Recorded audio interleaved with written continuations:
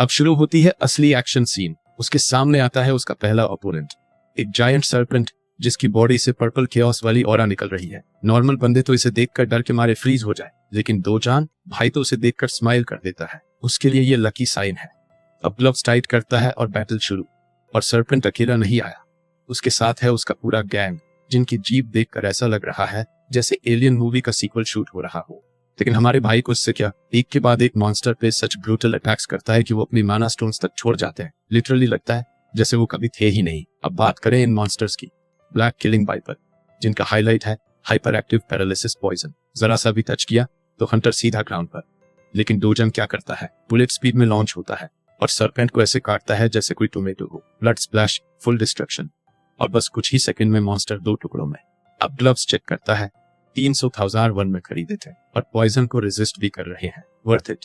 अब बचे हैं 4 और सर्पेंट्स, भाई उनका भी वही हाल करता है। फुल स्पीड स्ट्राइक्स, सिर के आर पार और ब्लड एवरीवेयर। लेकिन डिसअपॉइंटमेंट ये कि इतने सारे मॉन्स्टर्स के बाद भी नो माना स्टोन ड्रॉप्स। और फिर उसे याद आता है कि इस दुनिया के रूल्स के हिसाब से इनका ड्रॉप रेट सिर्फ 3% है। तो भाई को हंड्रेड्स मारने पड़ेंगे एक अच्छे लूट के लिए।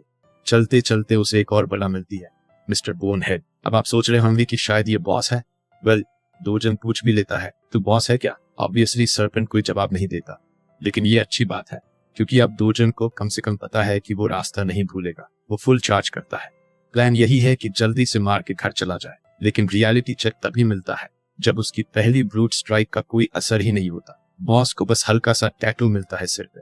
और बॉस क्या करता है, अपनी टेल से भाई को उठा के दीवार पे दे मारता है। डोजान गिरता है, थोड़ा शेकन, थोड़ा कंफ्यूज्ड। बॉस ने दिखा दिया कि उसका लेवल अलग है। अब बॉस अपने पॉइजनस फैंग्स से अटैक करता है, लेकिन डोजान डॉज करता है और उसी मोमेंटम में वापस एक सॉलिड पंच मारता है, जिससे बॉस के शेल पर क्रैक्स आ जाते हैं। लेकिन एक बात अब क्लियर हो गई, इसका एक्सटीरियर बहुत ज्यादा टफ है।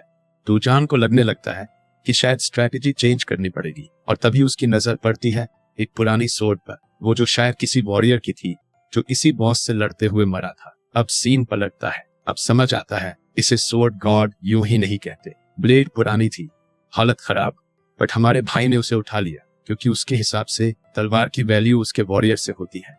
अब सोर्ड हाथ में लेकर वो सामने खड़े उस बीस्ट को चैलेंज करता है। बीस्ट उसे फिर से तेजी से मारने आता है, बट डोजन एयर में जंप करता है और प्राउडली कहता है, तू लकी है, आज मैं तेरे खिलाफ फुल पावर में सोर्ड यूज कर रहा हूँ। भले ही सोर्ड टूटी फूटी थी, बट वो इतनी फास्ट और फ्लैशी कट्स मारता है कि सर्पेंट की बॉडी लिटरली एविसरेट हो जाती है। फाइट तो सीरियस थी, बट उसका एंड एकदम फनी। बीस्ट मर चुका है और सोर्ड वो तो हाथ में धूल बनकर उड़ जाती है।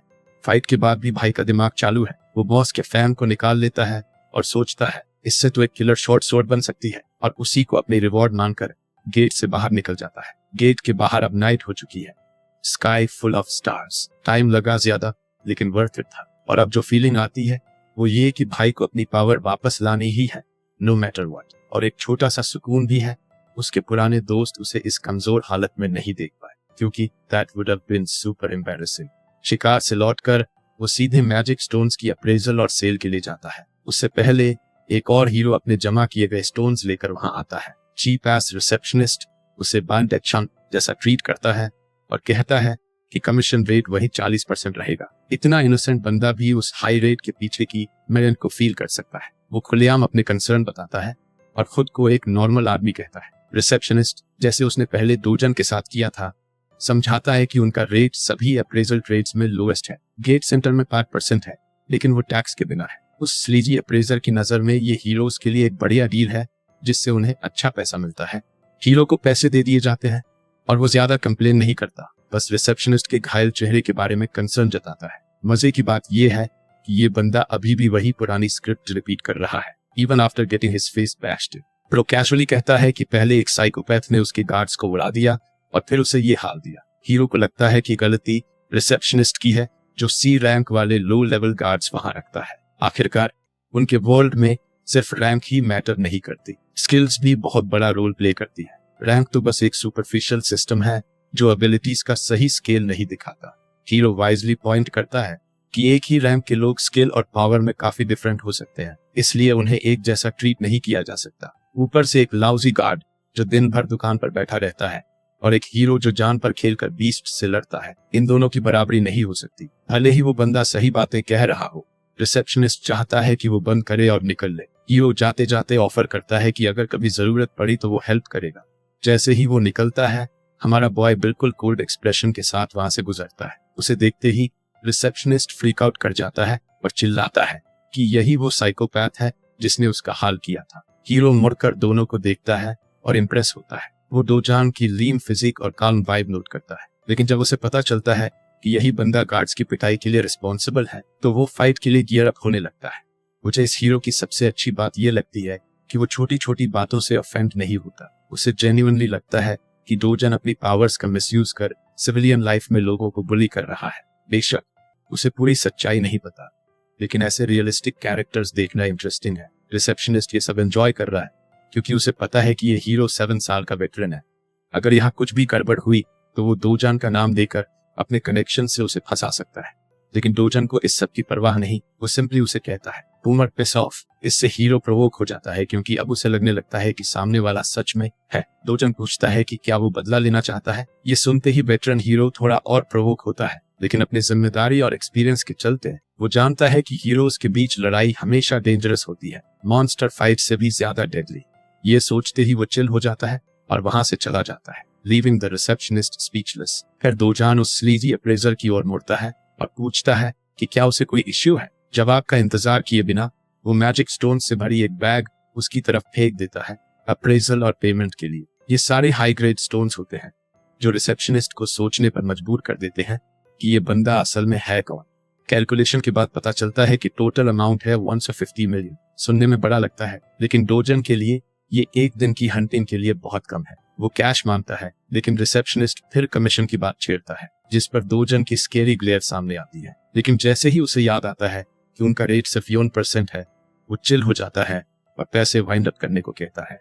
अब रिसेप्शनिस्ट के दिमाग में कौन मारने की स्ट्रॉन्ग डिजायर होती है, लेकिन वो सिर्फ फैंटेसी तक लिमिटेड है। वो कहता है कि इतने बड़े अमाउंट के लिए अपर मैनेजमेंट की अप्रूवल चाहिए। डोजन एक सेकंड भी वेस्ट किए बिना कहता है कि अप्रूवल अभी लो। वो जल्दी से अपने बॉस को कॉल करता है और धीरे धीरे सारी डिटेल समझाता है, लेकिन इससे पहले कि डील पूरी हो पाती, डोजन फोन छीन लेता है और सीधे बॉस को कहता है कि जल्दी पेमेंट क्लियर करें। बॉस तैयार हो जाता है, लेकिन फोन वापस अपने एम्प्लॉय को देने को कहता है। डोजन बड़ी खुशी से फोन लौटाता है, या कहीं जानबूझकर दीवार पर स्मैश कर देता है। एम्प्लॉय तो कांपने लगता है अपने टूटे हुए डिवाइस को देखकर, और डोजन कामली इंस्ट्रक्ट करता है कि अब पैसे तैयार करो। आखिरकार रिसेप्शनिस्ट कई बैग्स में कैश तैयार करता है। इनमें वो डेवास्टेटेड फील करता है, लेकिन याद रखो ये वही बंदा है जो रोजाना हीरोज को आधा पैसा लूटता है। He is a scumbag. 10 minute बाद बॉस खुद स्टोर में आता है, ये देखने की एम्प्लॉय फोन क्यों नहीं उठा रहा था। मजेदार ट्विस्ट ये है कि रिसेप्शनिस्ट इमीडिएट रेजिग्नेशन थ्रो कर देता है। बॉस स्मैश्ड फोन को देखता है और समझ जाता है कि क्या हुआ होगा। वो अपना फोन निकालता है और जुलियन को कॉल करता है अर्जेंटली बुलाने के लिए। जुलियन एक फेमस लड़की है जिसके पर्पल पिंक बाल है। पब्लिक में लोग उसे हुनुयन कहकर सेलिब्रेट करते हैं जैसे कोई सेलिब्रिटी हो, और उसका आउटफिट डोप एज हेल। वो स्टोर में एंटर करती है और रिसेप्शनिस्ट को अपनी प्रेजेंस से स्टन कर देती है। एक स्वीट स्माइल के साथ ग्रीट करती है। लोग उसके बारे में इतनी बातें क्यों कर रहे हैं? क्योंकि वो देश की चौथी S रैंक हीरो है। Simply amazing. कुछ रूमर्स हैं कि वो बॉस की नीस है, और फिर वो सोचने लगता है कि वो यहाँ क्यों आई है। जुलियन कंफर्म्स करती है कि वो अपने अंकल के रिक्वेस्ट पर आई है ताकि एक रेकलेस हीरो को हैंडल कर सके। सिचुएशन में इंटरेस्टेड होकर ये स्टाइलिश S रैंकर बैठती है और सारी बात सुनने को तैयार हो जाती है। अगले सीन में हमारा बॉय अपनी रिप्ड बॉडी के साथ धूप में मेडिटेट कर रहा होता है। पूरा दिन हंटिंग करने के बावजूद उसे रिवॉर्ड्स में कुछ खास नहीं मिला। अब उसे अपने फ्यूचर की चिंता है। सबसे जरूरी बात यह है कि उसे इतना स्ट्रॉन्ग बनना है कि S रैंक गेट्स अकेले क्लियर कर सके। इसके लिए उसे अपनी ओरिजिनल स्ट्रेंथ रिगेन करनी होगी। You heard that right boys, training hour time है। डोजन की सबसे बड़ी चैलेंज ये है कि इस दुनिया में माना डेंसिटी बहुत कम है। इसका मतलब even with all his efforts उसे अपनी असली ताकत पाने में कम से कम 3 साल लगेंगे, और अगर हालत खराब रही तो और भी ज्यादा। ब्राइट साइड ये है कि वो बेटर इक्विपमेंट एम कर सकता है, लेकिन यहाँ प्रॉब्लम है कि वर्स्ट इक्विपमेंट भी हंड्रेड्स ऑफ मिलियंस में आता है, यानी पैसा बर्बाद। तभी उसे एक खतरनाक प्रेजेंस का एहसास होता है। अपनी नजर यूनियन पर फिक्स करते हुए वो लड़की को तेजी से उठाता है और सबको अंदर जाने को कहता है। घर के अंदर जाकर वो दरवाजा बंद कर देता है, जबकि उसकी ग्रैंडमा परेशान होकर पूछती है कि क्या हो रहा है। पूरा स्ट्रक्चर एक जोरदार झटके से हिलता है, जिससे ग्रैंडमा डर जाती है और सोचती है कि क्या ये भूकंप है। यूनियन भी पैनिक में है, लेकिन सच्चाई कुछ और है। जो सिर्फ हमारा बॉय जानता है। ये सिर्फ अर्थक्वेक नहीं है, ये कुछ और है। डोजन वायलेंट और शार्प एनर्जी को फील करता है। एक रिफ्ट खुल चुकी है और वो भी उनके घर के ठीक ऊपर। वो तुरंत इसे हैंडल करने के लिए तैयार हो जाता है और अपने लव्ड वंस को कहता है कि वो अंदर ही रहें, क्योंकि बाहर की दुनिया अब बहुत ज्यादा डेंजरस हो गई है। थोड़ी स्पीड से वो रिफ्ट के एंट्रेंस में कट करता हुआ जाता है, जहां आखिरी आवाज उसके ग्रैंडमा और सिस्टर की होती है, जो उसका नाम पुकार रही होती है। सीन चेंज होता है सोल हीरो एसोसिएशन में, जहां सडन रिफ्ट के मापो रीजन में आने की खबर से सभी अलर्ट हो जाते हैं। ये रिफ्ट पिछले 63 दिन बाद आया है। पता चलता है कि व्हाइट लायन गिल्ड मापो के सबसे करीब है, इसलिए मैनेजर तुरंत अपने स्टाफ को गिल्ड से कांटेक्ट करके आसपास के हीरोज को बुलाने को कहता है ताकि सिचुएशन कंट्रोल हो सके। रिफ्ट की एग्जैक्ट लोकेशन चेक करने पर पता चलता है कि ये एक रेजिडेंशियल घर के ऊपर खुला है। ये सिचुएशन उनके लिए ट्रिकी है, क्योंकि अगर कोई सिविलियन रिफ्ट में चला गया तो उसकी मौत लगभग पक्की है, और रिफ्ट एक बार किसी के अंदर जाने के बाद और किसी को अंदर नहीं जाने देगा। अगर उस इंसान की मौत होती है तो 10 दिनों में एक बड़ी मॉन्स्टर वेव आएगी जो इलाके में केओस और डिस्ट्रक्शन फैलाएगी। ये मॉन्स्टर वेव इतनी अनकंट्रोलेबल होगी कि सोल की सेफ्टी खतरे में पड़ जाएगी। मैनेजर जानना चाहता है कि किसने रिफ्ट में प्रवेश किया। पता चलता है कि ऐसे दोजन ने, जो घर का रेजिडेंट है, वहां जाकर परिवार की रक्षा के लिए रिफ्ट में गया। उसकी ग्रैंडमा के मुताबिक वो हीरो नहीं है, जो चीज सिचुएशन को और कॉम्प्लिकेटेड बनाती है, क्योंकि एक आम सिविलियन के रिफ्ट से वापस आने की संभावना लगभग ना के बराबर है। ये खबर स्टाफ को बहुत होपलेस और हेल्पलेस बना देती है। अगले सीन में डोजन की स्टेपमॉम बहुत गुस्से में है जब उसे उसके नए अवेकनिंग की खबर मिलती है। वो यकीन नहीं कर पाती। उसका असिस्टेंट बताता है कि भले ही डोजन ने ऑफिशियली हीरो एसोसिएशन में रजिस्ट्रेशन नहीं कराया, पर वे वेरीफाई कर चुके हैं कि वो अब अवेकेंड इंडिविजुअल है पिछले गेट एक्सपीरियंस के बाद। इससे वो फ्रस्ट्रेटेड हो जाती है, क्योंकि कैम चोलवू को ये काम खत्म करना था, लेकिन उसने उसे और भी स्ट्रांग बना दिया। गुस्से में वो मैनेजर ली से चीखती है और कांग चोलवू को मैसेज भेजती है कि अगर उसने खुद दोजान को नहीं मारा तो उसे 10 गुना कॉम्पनसेट करना पड़ेगा। लेकिन असिस्टेंट ने नया रिफ्ट घर के ऊपर खुलने की खबर दी है, जिससे पता चलता है कि दोजान रिफ्ट में गया है और उसकी जिंदगी खतरे में है। होंगजू ये सुनकर खुश होती है और असिस्टेंट को सिचुएशन असेस करने को कहती है।